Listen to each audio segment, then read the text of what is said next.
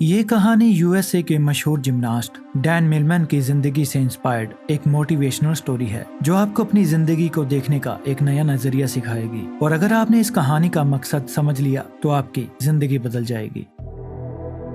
Dan Milman को एक रात बुरा सपना आता है जिसमें वो ट्रैम्पोलिन के मुश्किल स्टंट्स परफॉर्म कर रहा था। उसकी परफॉर्मेंस बहुत अच्छी जा रही थी, लेकिन जैसे ही वो फ्लिप्स करके लैंड करता है तो उसका एक पैर टूटकर कांच के टुकड़ों की तरह बिखर जाता है। उसकी हालत देखकर सब डर जाते हैं, लेकिन एक रहस्यमय आदमी बड़ी शांति से उन टुकड़ों को इकट्ठा करने लगता है जिसने भूरे रंग के जूते पहने हुए थे। डैन घबराकर नींद से जाग जाता है। तब रात के 3 बज रहे थे और वो खुद को शांत करने के लिए बाहर वॉक करने चला जाता है। वॉक के दौरान वो एक गैस स्टेशन पर पहुंचता है जिसके साथ एक ग्रोसरी स्टोर था। वो वहां से कुछ सामान लेता है। तभी एक बूढ़ा आदमी अंदर आता है जिसने बिल्कुल वैसे ही जूते पहने थे जैसे डैन ने अपने सपने में देखे थे। डैन उसे कहता है कि तुम्हारे पैरों में अलग अलग जूते हैं। जवाब में वो आदमी कहता है कि इनमें से एक जूता नया है और दूसरा पुराना। फिर डैन स्टोर से बाहर आ जाता है और वो आदमी भी बाहर एक कुर्सी पर बैठ जाता है। पर अगले ही पल जब डैन पीछे मुड़कर उस आदमी को देखता है तो वो आदमी स्टोर की छत पर पहुंच चुका था, जो काफी शॉकिंग था क्योंकि एक बूढ़े आदमी के लिए बिना किसी सहारे के इतनी जल्दी छत पर पहुंच जाना नामुमकिन बात थी। डैन उससे पूछता है कि उसने ऐसा कैसे किया, लेकिन वो आदमी रहस्यमय ढंग से चुपचाप उसकी ओर देखता रहता है। तो डैन वहां से चला जाता है। फिर डैन कॉलेज में ट्रैम्पोलिन की प्रैक्टिस करने के लिए जाता है। डैन अपने कॉलेज का बेहतरीन ट्रैम्पोलिनिस्ट था, लेकिन वो अपनी परफॉर्मेंस से सेटिस्फाइड नहीं था। वो खुद को दूसरों से बेहतर समझता था, इसीलिए वो थोड़ा घमंडी भी था। अपने आप को बेहतर साबित करने के लिए वो डबल फ्लिप्स की बजाय ट्रिपल फ्लिप्स की प्रैक्टिस कर रहा था, जो बेहद मुश्किल और खतरनाक स्टंट था। ऐसा स्टंट करके वो बेस्ट एथलीट बनना चाहता था, क्योंकि ऐसा स्टंट आज तक किसी ने नहीं किया था। लेकिन वो ऐसा कर नहीं पाता और नीचे गिर जाता है। उसके कोच को ये सब पागलपन लगता है। वो कहता है कि तुम एक बेहतरीन खिलाड़ी हो, पर ट्रिपल फ्लिप्स परफॉर्म कर पाना मुमकिन नहीं है, क्योंकि इसके लिए असाधारण ताकत, अचूक तकनीक और निडरता की जरूरत है। और अगर जरा सी भी गलती हुई तो या तो तुम्हें सीरियस इंजरी हो सकती है या फिर तुम्हारी जान भी जा सकती है। कोच की बातें डैन को निराश कर देती हैं। ट्रिपल फ्लिप्स परफॉर्म करने के लिए उसे स्पेशल ट्रेनिंग की जरूरत थी, तो मदद मांगने वो उस बूढ़े आदमी के पास चला जाता है।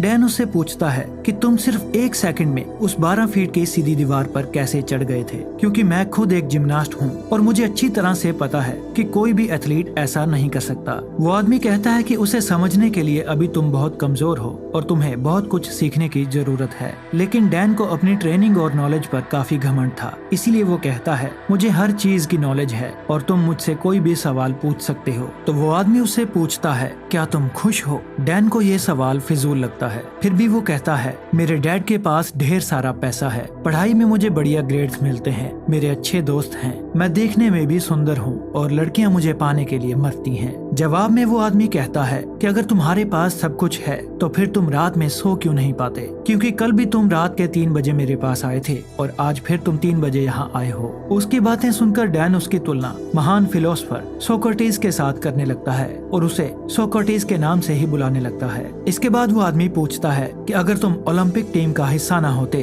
तो तुम क्या करते। ये सवाल डैन को अंदर से हिलाकर रख देता है, क्योंकि उसने ओलंपिक के अलावा कुछ भी सोचा नहीं था। पर उस आदमी ने ये सवाल पूछा क्यों? डैन को लगता है कि वो आदमी संकी है, तो घबराकर डैन वहाँ से चला जाता है और उसे भूलने की कोशिश करने लगता है। अपनी रोजमर्रा की जिंदगी की तरह वो अपने दोस्तों के साथ क्लब में एंजॉय करता है, शराब पीता है और लड़कियों को इम्प्रेस करके रात में उनके साथ वक्त बिताता है। पर इसी दौरान अचानक से सिर्फ एक पल के लिए सोक्रेटिस उसके सामने आ जाता है, जो एक इशारा था ताकि डैन अपनी हरकतें सुधार सके। तो डैन सोक्रेटिस से मिलने उसके पास चला जाता है। उन दोनों में थोड़ी बातचीत के बाद जॉय नाम की लड़की खाना लेकर आती है। फिर वो दोनों खाना खाने लगते हैं। तब डैन अपने मुंह में खाना ठूसने लगता है और जल्दी जल्दी खाने लगता है, लेकिन सोक्रेटिस कहता है कि तुम्हें अपना खाना आराम से एंजॉय करके खाना चाहिए। वो कहता है कि तुम में बहुत सी गलत आदतें हैं और अगर तुम मुझसे ट्रेनिंग करना चाहते हो तो no TV, no meat, no alcohol, no drugs and no physical relationships. लेकिन डैन को अपनी ट्रेनिंग पर काफी घमंड था,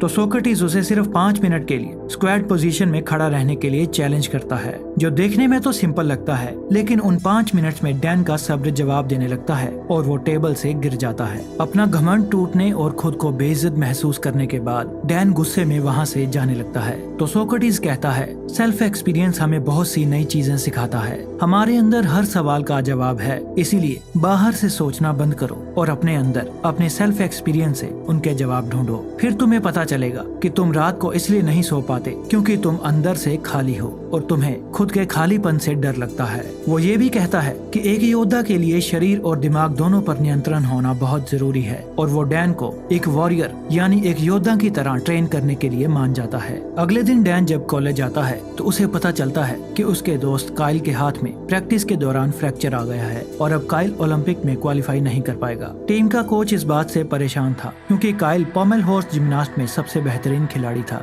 रात को डैन फिर से सोक्रेटिस से मिलने जाता है। सोक्रेटिस एक गाड़ी ठीक कर रहा था और वो डैन से रेंच मांगता है। डैन जानबूझकर रेंच को उसकी तरफ तेजी से फेंकता है, लेकिन सोक्रेटिस बिना उसकी तरफ देखे बड़ी आसानी से उसे कैच कर लेता है। डैन दोबारा से ऐसा करता है और सोक्रेटिस फिर से उसे कैच कर लेता है। सोक्रेटिस कहता है, हमारे दिमाग में लाखों बेतुके विचार चलते रहते हैं जो हमारे लक्ष्य को धुंधला बनाकर हमें भटका देते हैं। फिर वो डैन को थप्पड़ मारकर उकसाता है और जवाब में उसे पंच मारने के लिए कहता है। पहले तो डैन शांत रहता है, लेकिन जब वो सोक्रेटिस पर हमला करता है तो सोक्रेटिस उसे बड़े आराम से हरा देता है। फिर वो कहता है कि अपने लक्ष्य के अलावा जो कुछ भी तुम्हारे दिमाग में चल रहा है वो सब बेकार है। उस कचरे को अपने दिमाग से बाहर निकाल दो। और कल सुबह उसे कैंपस में ब्रिज के पास बुलाता है। अगले दिन जब डैन ब्रिज के पास पहुंचता है तो सोक्रेटिस उसे धक्का देकर पानी में गिरा देता है। गुस्से में डैन उस पर चिल्लाने लगता है। तब सोक्रेटिस कहता है, जब तुम नीचे गिर रहे थे तब तुम्हारा दिमाग बिल्कुल खाली था और अब फिर से उसमें कचरा भर चुका है। डैन गुस्से में कहता है, मेरे दिमाग में कोई कचरा नहीं भरा है। तो सोक्रेटिस डैन के माइंड को कंट्रोल करके वो सब देखने लगता है जो उसके दिमाग में चल रहा था। फिर वो कहता है, अगर तुम अपना ध्यान इन फिजूल के विचारों में रखोगे तो तुम प्रेजेंट मोमेंट को जी नहीं पाओगे, और जब तुम अपना सारा ध्यान प्रेजेंट मोमेंट पर रखोगे तो फिर तुम्हें पता चलेगा कि तुम क्या क्या कर सकते हो और कितने अच्छे से कर सकते हो। काइल को चोट लगने के बाद कोच पोमेलहोर्स्ट की परफॉर्मेंस के लिए सब खिलाड़ियों का टेस्ट ले रहा था। इस दौरान डैन सोक्रेटिस के सिखाए तरीके से अपने ध्यान को फोकस करने में कामयाब हो जाता है और पूरे फोकस के साथ पोमेलहोर्स्ट की एक्सीलेंट परफॉर्मेंस करके दिखाता है जो शायद काइल से भी बेहतर थी। सब लोग डैन की वो परफॉर्मेंस देखकर हैरान रह जाते हैं। फिर उस रात डैन सोक्रेटिस को सारी बात बताता है। वो बहुत खुश था, उसे अपनी परफॉर्मेंस पर नाज था क्योंकि दूसरे खिलाड़ी उससे जलने लगे थे, लेकिन सोक्रेटिस को उसकी बातों में कोई दिलचस्पी नहीं थी। वो कहता है कि तुम अभी भी पास्ट में जी रहे हो और तुम्हें अपनी परफॉर्मेंस पर घमंड भी है, इसका मतलब तुम अभी कुछ नहीं सीखे। इतना कहकर वो उसे घर जाने के लिए कहता है और आज रात उसे कुछ भी सिखाने से मना कर देता है। लेकिन यहाँ कुछ अजीब होता है। डैन वहाँ छुपकर सुबह होने का इंतजार करता है और सोक्रेटिस का पीछा करने लगता है। सोक्रेटिस डैन के कॉलेज में प्रैक्टिस रूम के अंदर चला जाता है और शेड के एक पोल पर बैठ जाता है। जब डैन उसके पास जाकर बैठता है तो वो महसूस करता है कि वो सब खिलाड़ियों के दिमाग को पढ़ने लगा है, जो उनके दिमाग में चल रही बातों को सुन सकता है। और हैरानी तो तब होती है जब डैन खुद को उस प्रैक्टिस हॉल में आता हुआ देखता है। ये देखकर वो नीचे गिर जाता है। फिर उसे एहसास होता है कि ये सब उसका भ्रम है। ना तो सुबह हुई थी और ना ही उसने सोक्रेटिस का पीछा किया था। ये तो सोक्रेटिस उसके दिमाग से खेल रहा था। सोक्रेटिस कहता है कि अभी तो बहुत कुछ सीखना बाकी है, लेकिन डैन बहुत बुरी तरह से डर चुका था, जो घबरा कर वहाँ से चला जाता है। उस घटना का डैन पर उल्टा असर पड़ता है। उसका कॉन्फिडेंस नीचे गिरने लगा था, जो उसके दोस्त भी नोटिस करते हैं और उसका कोच भी, क्योंकि उसकी परफॉर्मेंस डाउन होने लगी थी। अगले दिन वो पार्क में जॉय को देखता है जो सोक्रेटिस के लिए खाना लेकर आई थी। वो उसे कहता है कि मुझे लगा था कि सोक्रेटिस के तरीकों से मैं बेहतर एथलीट बन सकता हूँ, लेकिन मेरे साथ बिल्कुल उल्टा हो रहा है। फिर सोक्रेटिस डैन से वो सब करवाता है जो उसने आज से पहले कभी नहीं किया था, जैसे कि कचरा साफ करना, लोगों की गाड़ी में पेट्रोल भरना, टॉयलेट साफ करना और no TV, no alcohol, no meat, no drugs और नो फिजिकल रिलेशनशिप्स। डैन ये सब कर तो रहा था, लेकिन उसे ये सब फिजूल लग रहा था। उसकी परफॉर्मेंस इम्प्रूव होने की बजाय और खराब होती जा रही थी, क्योंकि वो सोक्रेटिस की टीचिंग्स को समझ नहीं पा रहा था। और एक दिन तंग आकर वो सोक्रेटिस से झगड़ने लगता है। वो कहता है कि टॉयलेट साफ करके मैं कौन सा योद्धा बन सकता हूँ, लेकिन सोक्रेटिस कहता है कि मैं तुम्हें किसी भी कंडीशन में मेडिटेट करना सिखा रहा था और इससे तुम्हारा घमंड और बुरी आदतें कम हो जाएंगी। पर डैन का गुस्सा बढ़ता ही जा रहा था। वो कहता है कि तुमने पहले दिन मुझसे पूछा था कि क्या मैं खुश हूँ, तो आज मैं तुमसे पूछता हूँ कि क्या तुम इस बेकार गैस स्टेशन में खुश हो। दरअसल डैन को लगता है कि सोक्रेटिस एक लूजर है जो अपनी जिंदगी में ज्यादा पैसे कमाकर कामयाब नहीं हो पाया और उसकी फिलॉसफी से भरी बातें सुनकर वो गलती से उसके जाल में फंस गया है। सोक्रेटिस उसे अपने इमोशंस को कंट्रोल करने के लिए कहता है, लेकिन डैन तो उसकी एक भी सुनने को तैयार नहीं था और गुस्से में वो सोक्रेटिस से कहता है कि मैं अपनी खुशी खुद ही तलाश कर लूंगा और अपनी ट्रेनिंग छोड़कर वहाँ से चला जाता है। अफसोस डैन ये समझ नहीं पाया कि सोक्रेटिस उसे सर्विस टू अदर्स यानी निस्वार्थ भाव से दूसरों की सेवा करना सिखा रहा था, जिससे उसका घमंड कम हो सकता था। खैर डैन ने फिर से अपनी पुरानी लाइफस्टाइल को अपना लिया था, जैसे कि क्लब में शराब पीना, मीट खाना, लड़कियों के साथ सोना और तेज रफ्तार मोटरसाइकिल चलाना। और एक दिन जब वो अपनी तेज रफ्तार मोटरसाइकिल पर बैठकर कहीं जा रहा था,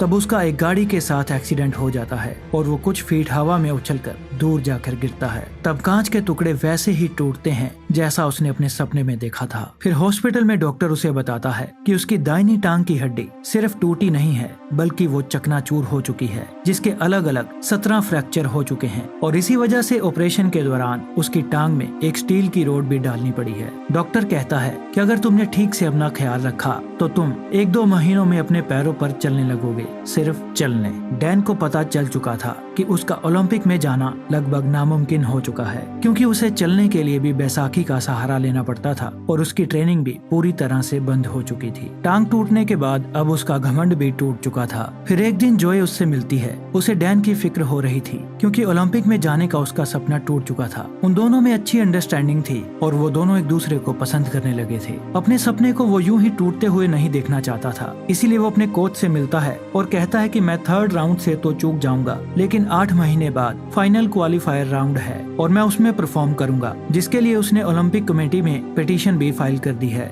लेकिन कोच को उसकी हालत देखकर लगता है कि डैन अब कभी भी कंपटीशन में हिस्सा नहीं ले पाएगा, क्योंकि उसके पैर में स्टील की रोड डली है और डॉक्टर्स ने भी उसे ट्रेनिंग करने से मना किया है। अपने सपने को टूटता हुआ देखकर डैन गुस्से से भर जाता है और वो अपनी ट्रॉफीज को तोड़ने लगता है। ये दौर उसकी जिंदगी का सबसे मुश्किल दौर था। उसका सब कुछ बर्बाद हो चुका था। अब उसके जिंदा रहने का कोई मकसद नहीं था, तो अपनी जिंदगी खत्म करने के लिए वो एक ऊंचे क्लॉक टावर पर चढ़ जाता है। इससे पहले कि वो नीचे कूद पाता, वहाँ कुछ अजीब होता है। उसे एक शख्स नजर आता है जो और कोई नहीं बल्कि उसकी खुद की ही एक रिफ्लेक्शन थी। वो परछाई उसके घमंड, उसके गुस्से, उसके डर, उसके डाउट्स और उसके अंदर चल रही उथल पुथल को दर्शाती है। वो और कोई नहीं बल्कि उसी के अंदर का शैतान था। वो डैन को नीचे कूदने के लिए खींच रहा था। डैन समझ जाता है कि अगर वो अपने अंदर की सभी बुराइयों को खत्म कर देगा तो उसके अंदर शांति आ जाएगी। तभी वो शैतान नीचे गिरकर हमेशा के लिए खत्म हो जाता है। लेकिन ये सब तो बस उसका एक सपना था। वो शैतान तो अभी भी उसके अंदर ही था। उसने अपने सपने के जरिए अपनी जिंदगी की सच्चाई को देखा था, तो मदद मांगने वो सोक्रेटिस के पास चला जाता है। डैन सोक्रेटिस के पास जाकर रोने लगता है। सोक्रेटिस कहता है हर चीज का एक मकसद होता है। वो डैन से कहता है कि अब तुम्हें अपने सवालों के जवाब अपने अंदर से ही ढूंढने पड़ेंगे और जब तक तुम्हें अपने अंदर से कोई खास जवाब नहीं मिलता तब तक तुम उस पुरानी कार के ऊपर बैठे रहो। डैन वहाँ बैठकर सोचने लगता है। उसके पास टाइम तो बहुत था, लेकिन वो क्या सोचे उसे ये मालूम नहीं था। वो बार बार अपने नए जवाब के साथ सोक्रेटिस से मिलता है, लेकिन हर बार सोक्रेटिस उसके जवाब से सेटिस्फाई नहीं होता। फिर सारी रात सोचने के बाद जब सुबह वो एक कपल को देखता है तो उसे अपना जवाब मिलता है कि हमारी जिंदगी का एक एक पल बहुत खास है, हमें अपनी जिंदगी की कद्र करनी चाहिए। उसका ये जवाब सुनकर सोक्रेटिस खुश हो जाता है। डैन को अपनी जिंदगी की कीमत पता चल चुकी थी। अब क्लॉक टावर से कूदने के ख्याल उसके दिमाग में नहीं आएंगे। सोक्रेटिस के साथ रहते हुए वो बहुत सी बातें सीखता है।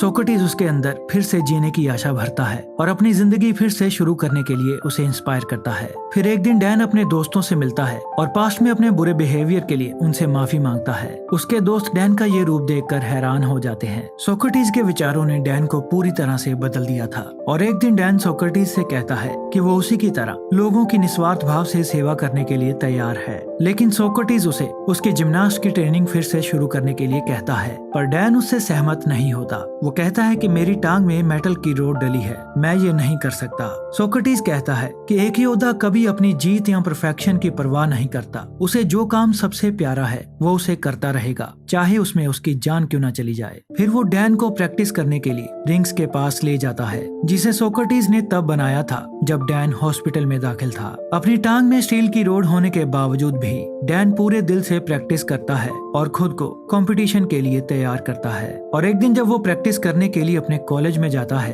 तब उसके दोस्त और कोच उसे देखकर हैरान हो जाते हैं। लेकिन डैन की परेशानी तो तब बढ़ती है जब उसका कोच उसे एक चिट्ठी देता है। ओलंपिक कमेटी ने डैन की पिटीशन को खारिज कर दिया था। उन्होंने डैन के डॉक्टर्स के साथ बात की और उसके कोच से भी पूछा, लेकिन कोच ने डैन को अपनी ईगो में आकर ट्रिपल फ्लिप्स करते हुए देखा था। उसे लगता था कि डैन अपनी परफॉर्मेंस के लिए पागलपन की किसी भी हद तक जा सकता है जो एक दिन खुद को ही मार डालेगा। इसलिए उसने डैन के फेवर में वोट नहीं किया। अपनी मंजिल के इतना करीब आकर एक बार फिर से उसका सपना टूट जाता है। सोक्रेटिस कहता है कि कोई अप्रूवल लेटर तुम्हें रोक नहीं सकती, तुम वो करते रहो जो तुम्हें अच्छा लगता है। लेकिन डैन कहता है कि मेरा मकसद सिर्फ प्रैक्टिस करना नहीं बल्कि ओलंपिक में गोल्ड हासिल करना है। सोक्रेटिस कहता है कि गोल्ड पाना सिर्फ एक लालच है, अगर वो मिल भी जाए तो क्या, जब तक तुम अंदर से खुश नहीं हो कोई भी बाहरी चीज तुम्हें खुशी नहीं दे सकती। सोक्रेटिस उसे अपने इमोशंस को कंट्रोल करने के लिए कहता है, लेकिन डैन काफी अपसेट था। वो नाराज होकर सोक्रेटिस से कहता है